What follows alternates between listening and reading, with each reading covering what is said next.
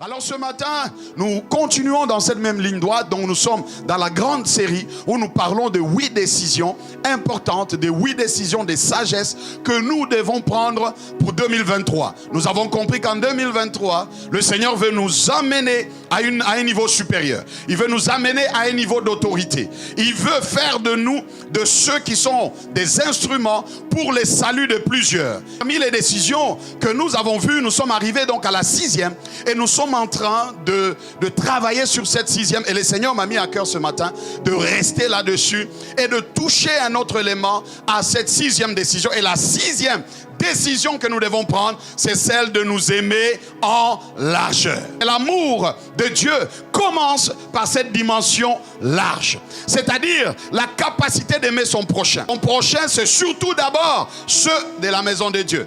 C'est les frères et sœurs dans la maison du Seigneur. Nous devons manifester l'amour envers tous, mais beaucoup plus ou surtout à l'égard de nos frères et sœurs dans la maison du Seigneur. L'amour large aime tout le monde. L'amour large veut élargir son cœur, veut aller au-delà de tout ce qui peut nous irriter, des offenses, aller au-delà de l'amertume, aller au-delà des erreurs des autres, mais manifester un pardon plus profond, manifester un désir plus profond de voir l'autre changer, mais beaucoup plus accueillir, accepter, écouter. Dire bienvenue à ceux à qui, dans notre chair, nous ne pouvons pas dire bienvenue.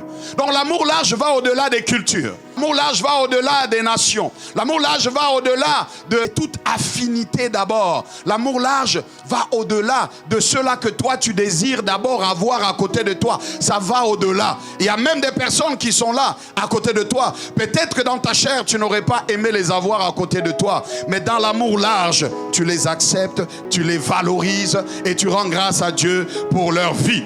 Nous avons compris que la manifestation pratique de cet amour large, c'est vraiment, ça se prouve dans la communion fraternelle. Actes chapitre 2, verset 42. Et nous voyons que l'église primitive persévérait dans les prières, mais aussi dans la communion fraternelle. C'est là, dans la communion fraternelle, que cet amour large est beaucoup plus vu, ou doit être beaucoup plus vu, et doit être beaucoup plus manifesté. Et la dernière fois, son serviteur, lorsqu'il enseignait à la dernière partie, il y a une phrase importante qui est sortie, et je vais la lire littéralement. Il a dit, c'est là, c'est-à-dire où? Dans la communion fraternelle. Là où nous devons être unis, nous devons vivre ensemble. Dans la communion avec les frères et sœurs. Il a dit que dans la communion fraternelle, c'est l'endroit de la mort à soi et de la résurrection à l'amour large.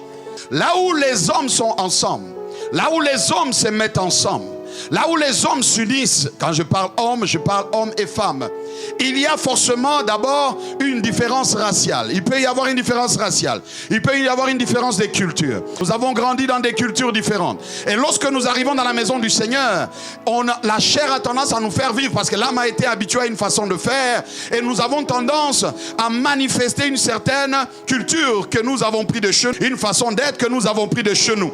Mais lorsque nous arrivons dans la communion fraternelle, c'est-à-dire nous arrivons à l'église et que nous sommes ensemble, appelés à vivre ensemble, à marcher ensemble, à aller de l'avant, d'un même pas, là, l'amour est mis à l'épreuve. Pourquoi? Parce que tu seras confronté à des frères, à des sœurs qui n'auront pas forcément le même comportement que toi. Et j'aimerais te rappeler que dans la maison du Seigneur, nous sommes en transformation. Nous sommes en transformation. Dieu est en train de nous transformer de gloire en gloire. Cela veut dire que nous n'avons pas atteint la perfection. Et si nous n'avons pas atteint la perfection, c'est que nous sommes en train d'être travaillés par le Seigneur. Et si nous sommes encore en train d'être travaillés par le Seigneur, c'est qu'il y aura forcément de zones d'imperfection qui peuvent être vues, qui peuvent être décelées dans la vie de ton frère ou dans la vie de ta sœur, que tu peux remarquer parce qu'elle ou lui aussi est en transformation. Donc l'église doit être cet environnement, comme nous l'avons vu, où on n'est pas rejeté. Pourquoi? parce qu'on est différent. Non, on n'est pas rejeté, mais on est accueilli. L'église doit être cet environnement où on porte les fardeaux des autres.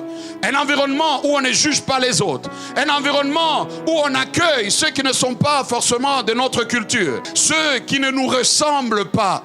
Ceux qui sont encore en train de se battre avec plusieurs défis de tout genre. L'église doit être cet environnement où on aime sans hypocrisie. Ça doit être une famille où ce n'est pas le physique qui attire l'autre d'abord à t'aimer. Ce n'est pas ta position sociale. Ce n'est pas ce que tu as ou ce que tu n'as pas qui détermine l'amour. Mais c'est d'abord le désir et la décision d'aimer. C'est-à-dire une résolution ferme. Et c'est à toi de décider. C'est à toi de te dire, je veux marcher dans cet amour large afin de créer un environnement qui va faire en sorte que les gens du monde, lorsqu'ils nous verront, qu'ils disent de nous que nous sommes les disciples de Christ. Et le Seigneur nous a enseigné par là, nous l'avons compris, que lorsque nous manifestons cet amour large entre les frères et sœurs, c'est là que nous allons rentrer véritablement dans cette dimension de la moisson abondante. Dans la maison du Seigneur, on doit ouvrir les bras. Parce que nous sommes tous en transformation. Et l'apôtre Paul dit, supportez-vous les uns des autres. Et si l'un a sujet de se plaindre, ça dit que si tu as dit, tu as un sujet, tu as une raison, tu as été touché par quelque chose qui t'a été fait par un frère. Pourquoi tu es touché? Parce que dans la maison du Seigneur, on s'attend à la perfection. Dans Éphésiens chapitre 4, verset 32, je vous le disais, il dit, soyez bons et pleins de compassion envers les autres.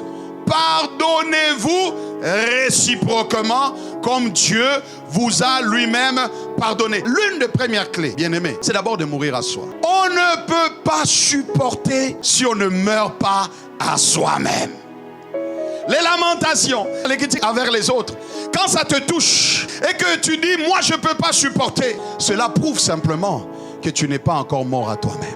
Quand on parle de mourir à soi, c'est décider d'obéir à la parole de Dieu. Je vais commencer par d'abord mourir à mon orgueil. Tu as mal quand on te demande d'excuser les fautes des autres. Cela prouve simplement que tu n'es pas encore arrivé à la dimension dont parle l'apôtre Paul dans 1 Corinthiens chapitre 6 verset 7. Pourquoi ne souffrez-vous pas plutôt quelques injustices? La Bible dit dans Marc chapitre 8 au verset 34, Jésus dit, puis ayant appelé la foule avec ses disciples, il leur dit, si quelqu'un veut venir après moi, qu'il renonce à lui-même, qu'il se charge de sa croix et qu'il me suive. Donc la deuxième chose qu'il nous donne, c'est le pardon. Dans 1 Corinthiens 13, verset 7, il le dit. Au fait, avant d'arriver à supporter, l'apôtre Paul nous donne déjà des ingrédients qui nous permettent d'arriver à supporter. Il dit, il pardonne, il croit tout, il espère tout et il supporte tout. Le pardon, c'est l'entretien de l'amour. Quel pardon? Pardon réciproque. Alors Pierre a posé la question à Jésus. Dans Matthieu chapitre 18, verset 21-22, il dit, alors Pierre s'approcha de Jésus et lui dit, Seigneur, combien de fois pardonnerai-je à mon frère lorsqu'il péchera contre moi? Est-ce que ce sera jusqu'à 7 fois? Jésus lui dit, je ne te dis pas jusqu'à 7 fois, mais jusqu'à 70 fois 7.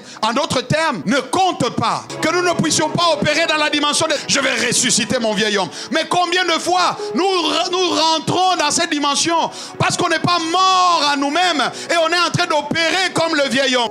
Marchons comme la nouvelle créature. Elle marche dans l'amour, le pardon réciproque.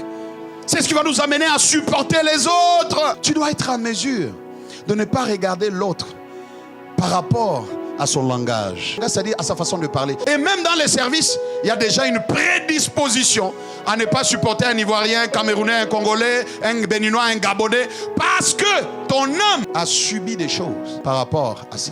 Les relations humaines apporteront forcément des frictions. Les relations humaines apporteront forcément des différences à un moment donné.